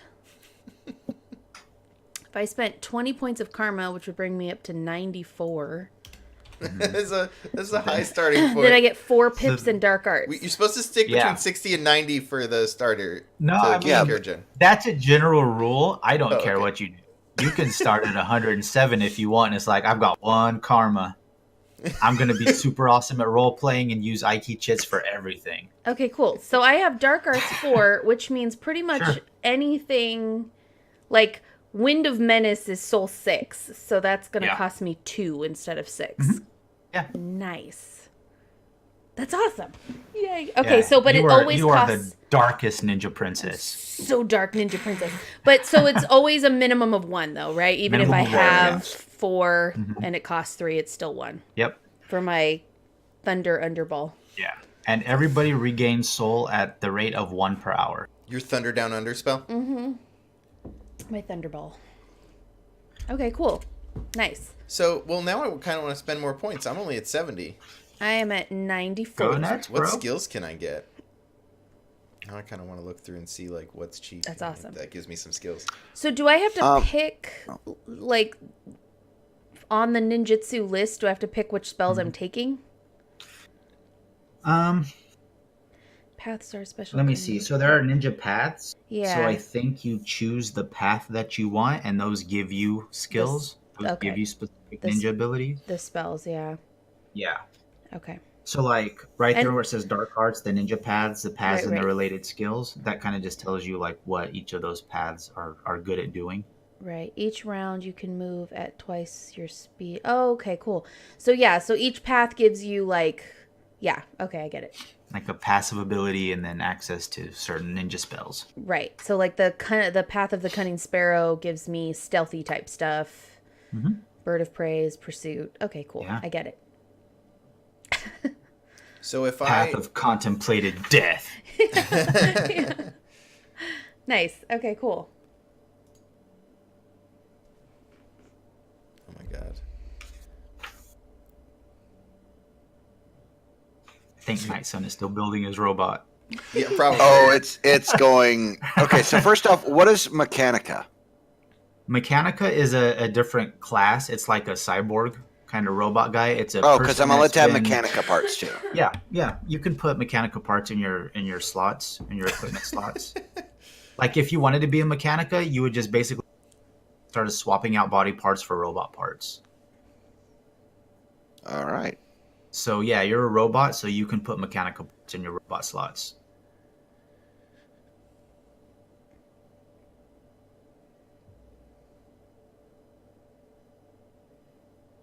Yeah, this is it just keeps getting deeper.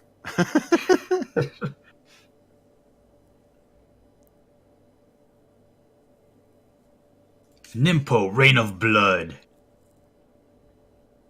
Oh man, that's a hard ninjutsu. What's Art of War key manipulation do? Art of War is it's kind of like magic a little bit. Key manipulation is the ability to basically, it's not like throwing fireballs. It's when you hit somebody, you channel your energy into them and it increases the amount of damage you do. It does more damage. So for every point in key manipulation, you basically add one more damage to your dice. Okay. And you get a katana. Yeah. Let's see. Trying to look for cheap archetypes that give a bunch of skills. Like Wanderer is 20 and gives 3 skills. Because Wanderer would totally fit for me. I like Lordless Soldier too. Because it gives you melee weapons 3, marksman 2, and stealth 2. And it's the whole you were defeated in battle and you have like a broken breastplate memento. Yeah. Your emotion suspicious of power. That totally fits my thing. I think I might take Lordless Soldier. Like I was part of a thing and then now I'm not. Okay, so Lordless Soldier and Wanderer are on the table.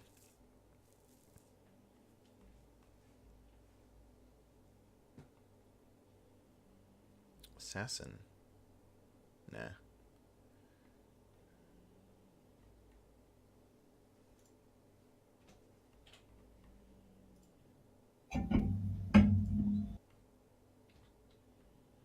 Oh yeah, Weapon Collector just gives you all the weapons, right? Mm-hmm. A face-spiked Tetsubo. A Divine Lotus. Gunpowder Chain Gun. Damage 4. Yep. Rate of fire 7. Do you have the Mechanica book? Yeah. I thought I linked it already. It's in the chat. Oh, Kitchen and Mechanica. Oh. Yeah. I had been ignoring that because it was something. Yeah. Oh man, you haven't even looked at the Mechanica book? There's like a ton more parts in there. I thought you were going back and forth between the two of them. Oh God, this is got ugly. So eye needles. Slinger. Yeah, you can have eye needles. Are those needles for your eyes, or is that something else? They're poison needles that shoot out of your eyes. Oh my God. They're kind of expensive though. I think they cost like 5 karma each to replace them. Actually, Fallen Monk gives you Buddhist magic, persuasion, and information. Cool. Yeah, Buddhist magic would be interesting. Just like all the magics. Just give me all the things, yeah? Yeah, but eye needles add to stare down. You know, it's like staring them.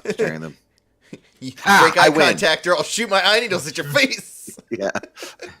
We win all staring contests. Yeah, because they're like, when's he going to shoot the eye needles?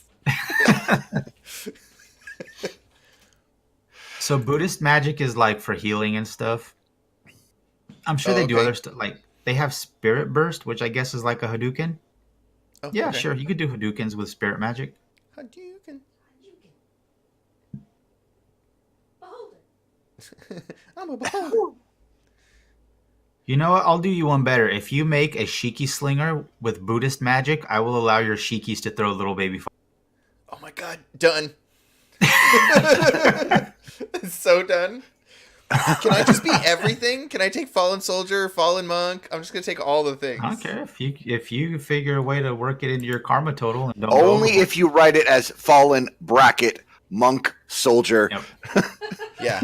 Fallen Monk 10 points. Soldier is how many points was Soldier?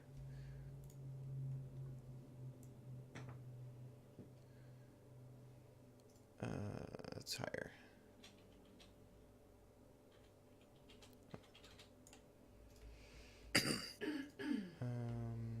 Yeah, it's in the war types.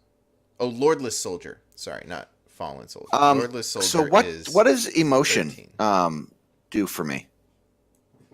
Sarah, do we need to talk about what emotions are? Or empathy, sorry. No, I didn't say what they are. I said, what does it do for me? What does empathy do for you? Yeah. Because this is my primary stat. Oh, for the armor riders? Yeah. Let me look. Let me look and see. Why would an armor rider care about being empathetic? I guess maybe so you fall in love with your robot, which is a thing that happens. I love you, robot. You're the best my robot. You're my best friend. I love you, robot. So how many Oh, karma that's are you too. putting into your robot? Um, Because it matters, because you get a Makio bonus if you're using a Yoroi robot. You get a bonus to you get a bonus number of dice to everything you do based on how many karma your robot is. I think I'm going to get ridiculous with it because why the hell Okay. not? Yeah, sure. That's what I assumed. All right, empathy. That's not there. Entering and exiting armor, armor, disappearance, armor, mechanica, weapons.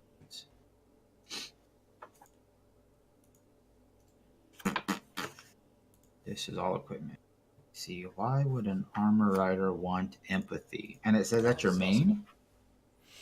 Oh, yeah, I'm all the Yeah. things.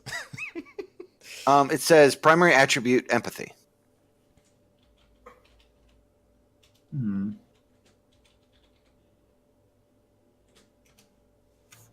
And that's the same for all of the everything but the armor hunter. No, never mind. The Kimin uses spirit and station, Yeah. but Yori is empathy station. Let me look, because I don't remember right off why they would care about empathy. I'm sure there's a reason for it. I wonder if I have any conflicting goals.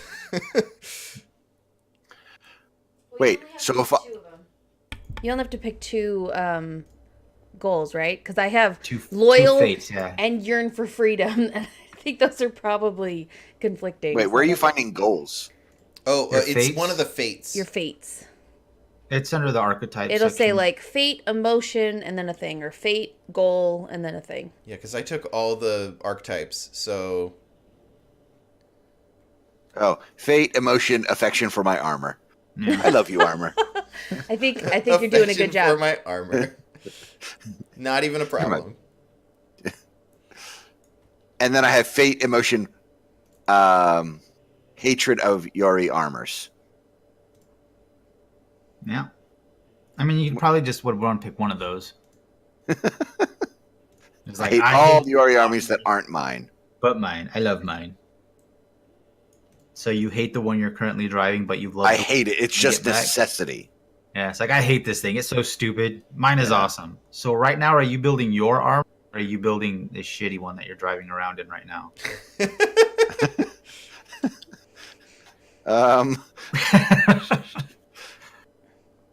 Yeah, about I'm gonna that. have to put it in the game that we got to recover or like real early. Okay, so I'm supposed to pick two of the fates from my archetypes? I don't get Yeah. all of them? Nope, you get to pick two. Okay, so my options are emotion, must be the center of attention. Definitely taking that one. Okay. Sure. Goal, coexist with humans. Emotion, hostility towards classical Onmyoji. Yeah, that's pretty good. Goal, revel in danger. I think that might be the one. And then emotion, suspicious of power. I think I gotta go revel in danger and must be the center of attention because those go together so well. So do I put them all on my fate list and then I just only pick two, or do I just put No, the you two put that I the two need? that you put the two that you're choosing on there, and then you fill one in at 2 dots and one in at 3 dots. Okay. So yes, so I'm going must be the center of attention and revel in danger. And I think I'm gonna go 3 dots for center of attention. And 2 dots. Oh whoops. 2 dots. So what do the dots mean for again? I'm revel in sorry. danger. For your fates, the dots. So for everything, like your skills, and your fates, that's going to be your target number. And so your pool for doing fate rolls is going to be your empathy. Oh. I only have a 3 in empathy. Yeah, so you're going to be rolling 3 dice, and you're going to be trying to get A 2 or a 3. 2 or 3, yeah, or 1, 2, or 3, depending on which fate you're rolling against. Okay, I think I'm gonna go with killing Okay. and yearning for freedom. So body is just unarmed combat and worm charm. So like if I have a 0 in body, or if I just put like 1 attribute in body, that's fine. Sure, if Or are you there want. other things But that I have to roll are body you for? are you taking monk? Yeah. So monks do unarmed melee. They do unarmed attacks. But you also have melee range weapons. Be using those, so that's I fine. have all the things. Well, I'm a fallen monk. So I don't even Okay, think it so you're gave me just- unarmed. It just gave me Okay, so you're just not very good at monkey things. So yeah, I mean, Did it monkey thing? body is one of I don't your. follow. It makes your vitality, which is your hit points, is your body and spirit. So Oh, if you only okay. have one body, you probably won't be able to take very many hits. Okay, so I guess maybe But I the- need somebody. But the thing about this game, you see, like on your character sheet down toward in the middle where it says wounds, and you have those boxes checked. Your light wounds is your body, so that's your body attribute, right? So if you only have a 1 in body, you only have a box. You have 0 heavy wounds. You have 0 critical wounds. You have a dead box, and you'll have maybe 7 vitality. I can have a lizard bomb arm, Sure. Yeah. which is What's an arm that fires and explodes, Hmm. as in the entire arm goes. Yeah. And then it blows up, but it doesn't come back, and then you only have. Nice. It just seems like an odd choice. All right. So if I go, so I kind of want an even number of body then. Right? Like So- I want like 4 bodies so that I get 4 light, 2 heavy, and 1 critical. Well, you're yeah, because those are not derived. Those are just straight body conversions. But in this game, so you see where it's on the wounds where it says like your boxes for like your heavy, and then over on the right side of all the boxes it says +1. Mm-hmm. When you're in combat in this game and you take a hit, you have your vitality score. So those are your hit points. Basically, like for lack of a better term, those are your actual hit points. So say you have like 10 vitality. If you get hit in the game and take 10 damage, you could either take all 10 points in vitality if you want. You could do that. That's fine. Or you can put points in your wound boxes, and it's a 1-for-1 conversion. Every box you fill up with vitality, or every box you fill up in a wound, is one that you don't have to take in your vitality. Okay. If your vitality goes to 0, you go unconscious. If you take a big hit, like say you have 6 vitality because you have no body or spirit, and you take 10 damage, you wouldn't have enough wounds or anything, even if you filled up all your wound boxes to take the vitality, you'd be unconscious. You could check the dead box. If you check the dead box, you take no other damage, you just check that one box. And that's basically you saying my character is willing to die for this fight. Ah, okay. The only way your character will ever die is if that dead box is checked and you go unconscious. Okay, If- so it's like a commitment of I am opening up to deadly force in this fight. Yeah. Got it. Yeah. If you don't check that box, worst that happens, you go unconscious, you go back out. It's over. Nice. I like that. I like the choice that So- you have a choice there to. Yeah. So the plus sign next to the boxes is how many bonus dice you get for everything you do as long as that box is checked. So this is basically saying if you take damage, you get stronger because you get like angry or whatever. You get like more determined to win the fight because you're starting to get wounded now. Yeah. So the thing is, if you take a critical wound, you get a +2 to every dice roll you make for the remainder of the fight, but you start taking 1 vitality damage between each round. Oh. Because that's basically like you got a heavy wound, you got cut open, gash on. I'm leaking oil. You're Yeah. bleeding, yeah. Yeah, but you get a +2 to everything because you're like super determined. The dead box is a +3. If you're willing to die, you get a +3 to everything you do for the rest of the fight. but you might die. And then the rest of the stuff, heavy, you get a +1. It's like, ow, that hurt. I'm angry. Hit you harder. So Rawr. I hate to agility interrupt, but I just want Okay. to toss this in. I'm reading the Mechanica items, Yeah. and they're halfway between like Gundam and what was that old TV show where people will build robots to fight each other? Oh, Like BattleBots? BattleBots, yeah. Ribcage Spider. When grappling an opponent, 8 spiny blades can be extended from your chest, impaling your victim. Use the unarmed combat skill when attacking. Yeah. Yeah, I love this game. so what is? That's amazing. So my vitality is a combination of my body and my spirit. Yeah. Yeah. Okay. What does agility get me? Other than the dice to move and stuff. Other than moving. Agility is, like your skills based off your agility. So your attribute, whatever number is in that attribute is going to be the pool of dice that you're rolling for that skill that's based on that attribute. So if you have a 3 in agility, you're going to be rolling 3 dice when you're doing a melee weapon fight. So you will only ever have at most 3 successes. And every combat roll in this game is opposed.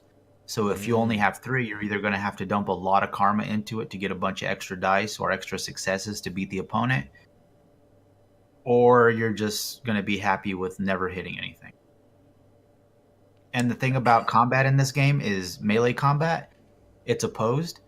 The winner deals their damage. So it's not like you're not attacking against armor class or anything like that.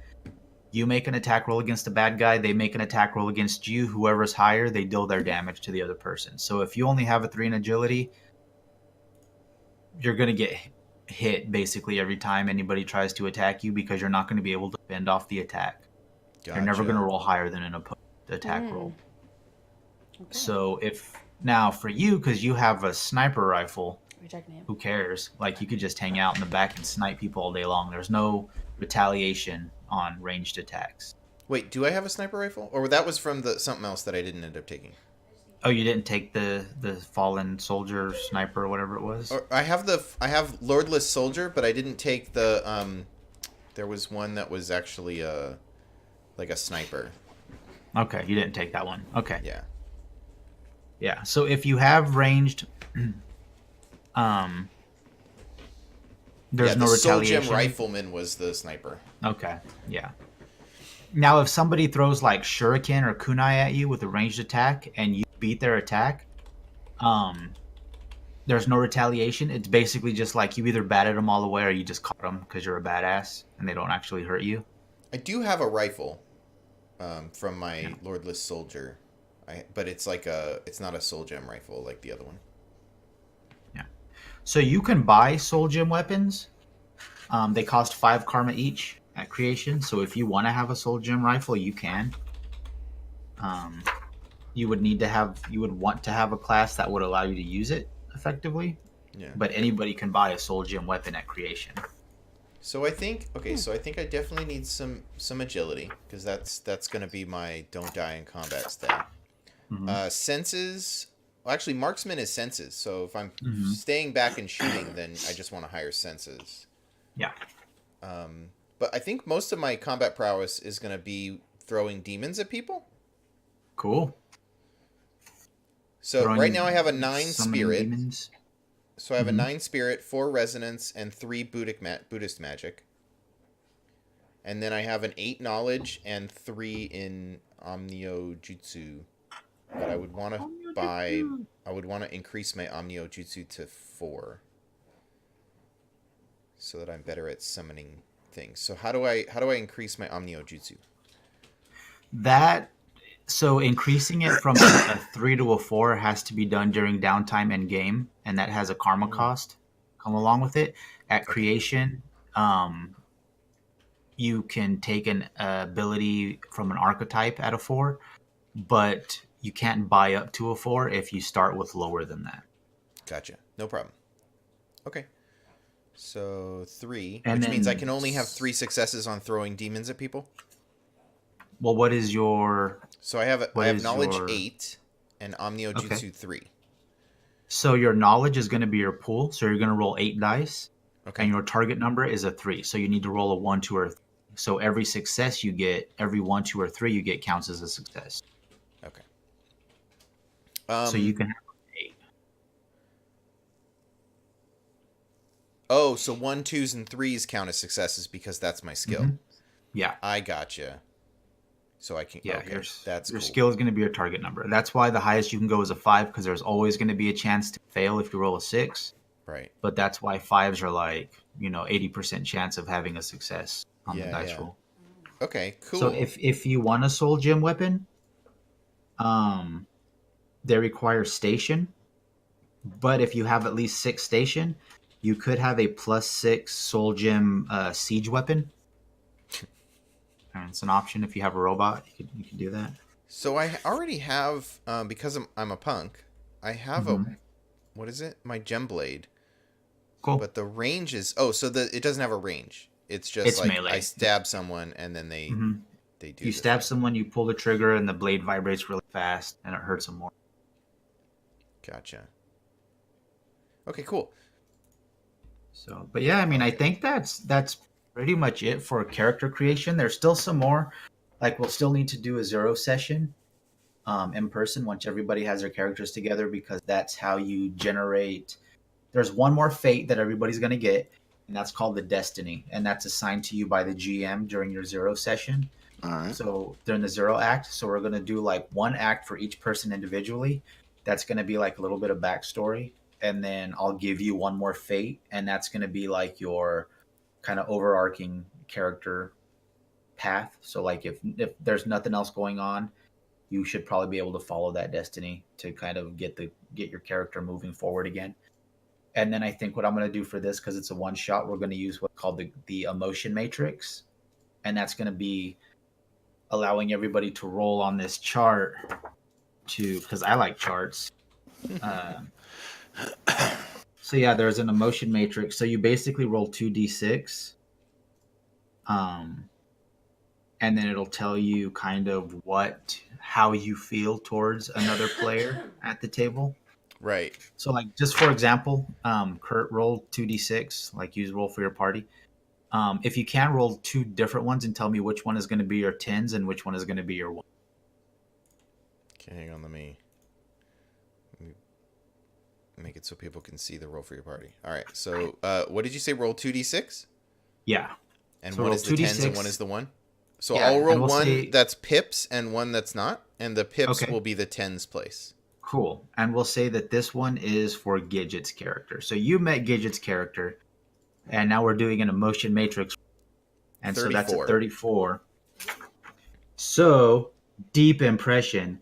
Every word holds you in their thrall. Their whole being gives you counsel, urges you to action. Ooh. So, yeah. So 34 is a deep impression. You have a deep impression of Gidget's character. And so how that works, if you don't like it, you can spend karma to move up and down on this chart for 1 karma per space. So like right now, you're like right here in the middle, right there under 34, and it's deep impression. So if you wanted to spend 1 karma to go up to 24, you could have dark dreams about her. If you wanted to go down to 44, you could have fear, you could be afraid of her. Oh no.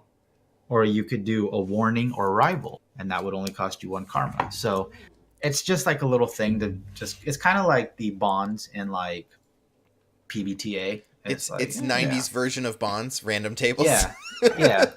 But once you do this, that becomes a fate. So now you have another fate ranked at 2, because every fate you get starts at 2. So now you have a fate ranked at 2 for this other player. So whenever you're interacting with that character, if you do something that plays to this fate, you get Nike chit.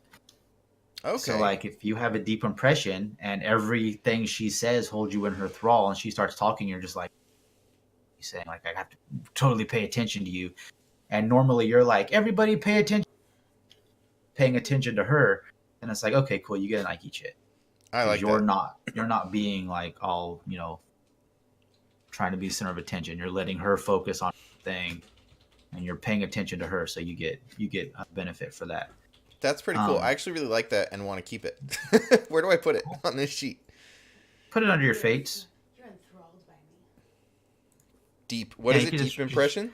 Deep impression, yeah. And you could just write that, and then that starts with 2. So every intermission in the game, every fate for every person goes up by 1. Ooh. And so at the end of that intermission, everybody's going to do a fate roll, which is an empathy, and then whatever fate you want to roll on. And so your empathy is going to be your pool. Your fate is going to be whatever your fate is that rated at, whatever fate you're rolling against. And that's how much karma you're going to get for the next scene going forward. Oh, okay. So, but I mean, that all comes up during the game. So we'll go over all that again. Happens during the game. But I think for character creation, that's it for this part of it. We still need to do the 0 act for everybody, which we'll do once Handor is here in person, I think, is when that's scheduled. And then I'll have to get with Handor and the other players and get their characters built. Yeah. But I wanted to get with you guys first because I figured you guys would be like, let's get some more information and let's go in depth a little bit more with what we do with these characters, and especially give us all an opportunity to kind of see what TBZ looks like before we actually have to make we're gonna play these characters. Yeah. Let's look at it. Well, and I have access to 3 of the different kinds of spell casting and There's a lot of decisions. Oh, you're muted. Oh. I'm coming through Kurt's mic. Yeah. There we go. Thanks, Buddha Day. But yeah. Now we can look at all the spells and stuff and make those decisions and have some time between now and when we're actually going to play this. Yeah. Yeah. So that's cool. So once we've done our in-person game, we're definitely going to have to do at least a one-shot on stream because heck yeah. This game sounds super cool and totes bananas. Maybe we can do a chat thing where people in chat can throw Ike chits. Totally. Yeah. Yeah, I mean it's great for interaction like that. I was really surprised. When I first heard about it, I was like, yeah, that sounds crazy and over the top. That sounds like everything I want to do. And then I was reading through the book. I was like, man, for the 90s, this had a lot of role play kind of centralized focus on it. Yep. Yeah. All right. Well, cool. So thanks for hanging out, Boo, today. And anybody else who popped in or out over the course of the thing. We definitely had a good time talking about character gen. And tune in this evening at 8 p.m. Pacific Standard Time, or Pixel Scandal Time, as Gidget likes to say. Pixel Scandal Time. For our podcast, for the Pixel Scandal Nerdcast. Tonight we're going to be talking about PC versus console gaming. And I'm sure it'll get heated because we have some... I know everybody's going to just pick PC. It's going to be really easy. No, I disagree. Someone will disagree. Someone will have opinions. Awesome. All right. Well, thanks, everybody. And we will see you soon. Ninja Princess. Ninja Princess.